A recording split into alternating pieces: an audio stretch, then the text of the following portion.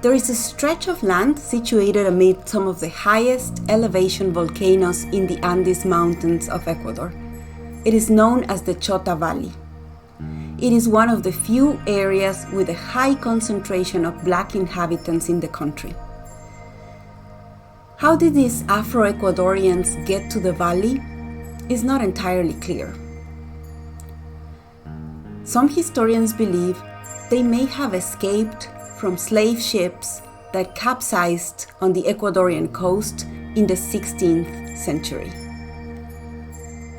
Most authors agree that they were brought to South America as slaves by Jesuit priests in the 17th century to work in salt mines and cotton plantations.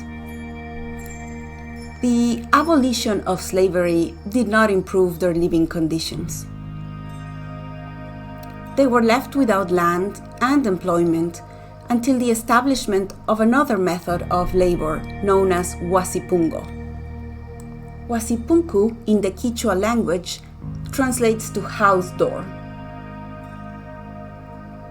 Huasipungo, which lasted until the late 1960s, represented an arrangement by which workers received a 20 to 40 square meter piece of land in exchange for their labor, instead of any form of remuneration. This history has influenced the lives of the people from the area tremendously. Racism is highly prevalent, and Choteños live in a world of their own, spreading across 38 communities in the valley, including one known as Salinas.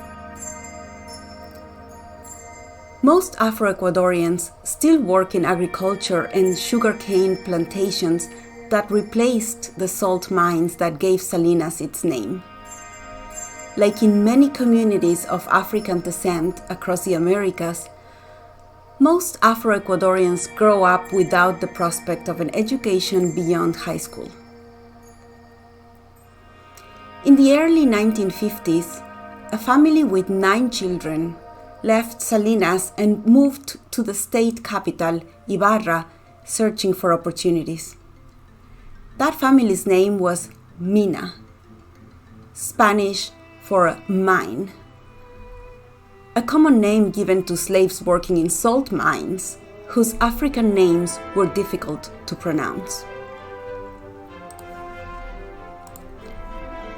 The second oldest child in that family is my father, Luis Mina. Against all odds, my father was always at the top of his class, became an elite athlete, and graduated summa cum laude from the country's only medical school at the time. It is not only his graduation, despite his origins, that is remarkable, but the sacrifices he had to endure.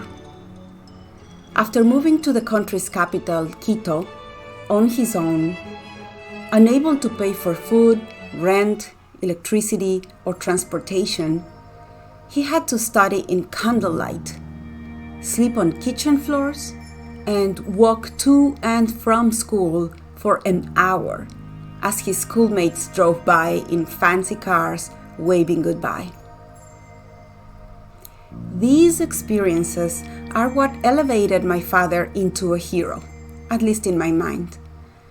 I often asked myself, would I have been willing or able to go through what he went through to pursue my dream of becoming a doctor and a scientist?